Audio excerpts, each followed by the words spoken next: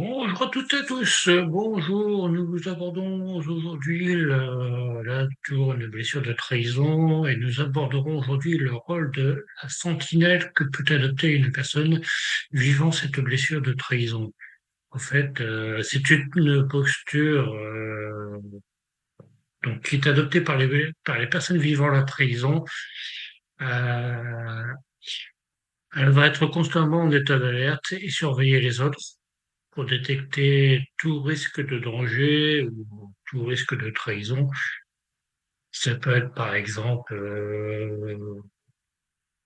on est toujours au travail où le chef de service surveille ce que font ses collaborateurs pour éviter qu'il y ait des débordements, qu'il y ait des risques d'erreur, des risques de fraude fiscale ou autre, oui, par exemple.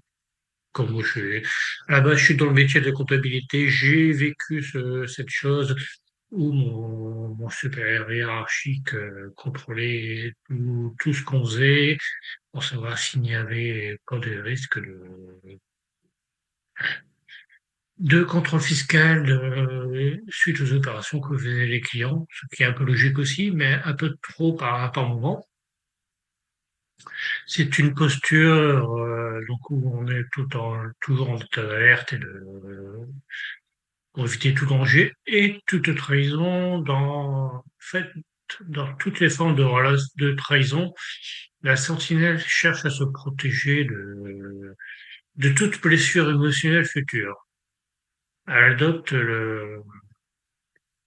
dans son corps, elle adopte la posture pour se sentir en totale sécurité.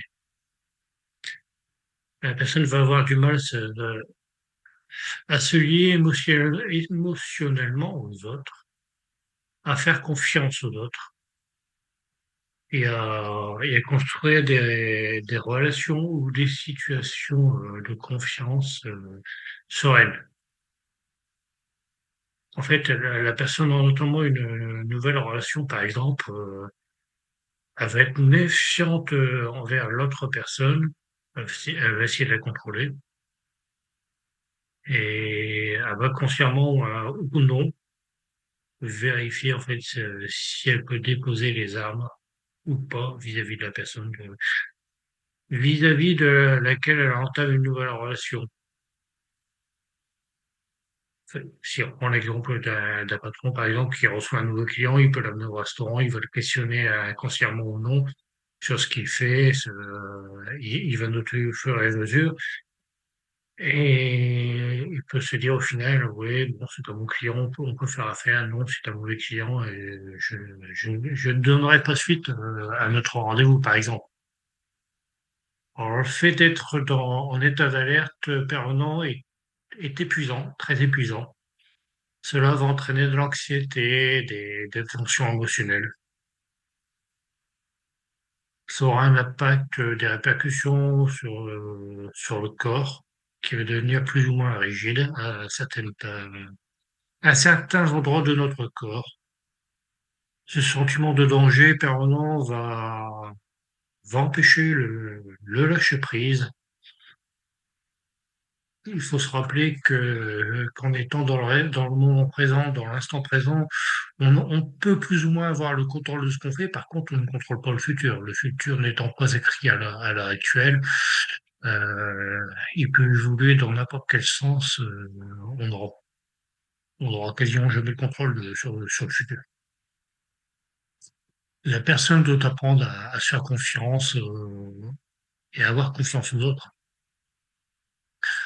Dans un sens où s'il y a danger, en fait, elle pourra tout bonnement réagir sans trop de difficultés. Le tout de rester positif et d'avoir assez de force pour pouvoir réagir. Parce que si la personne est fatiguée, son état de vigilance va être au maximum, ça va être difficile pour elle de réagir et positivement donc. Et elle risque de passer à côté de tout un tas de choses. La personne doit choisir des moyens de se connecter émotionnellement avec les autres et avec elle-même. et trouver des moyens de se sentir en sécurité tout en étant ouvert à de nouvelles expériences. Et il faut se reconnecter à soi et se reconnecter aux autres, aller vers les autres. C'est comme ça qu'elle pourra se décharger de son masque et qu'elle pourra lâcher totalement prise. Il faut aller au-devant des autres, ouais, lâcher totalement prise. De toute façon, le futur n'étant pas écrit, on peut pas deviner ce qui va se passer.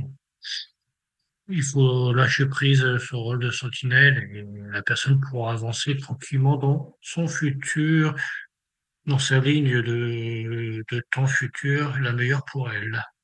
Merci à vous de votre écoute. Belle journée.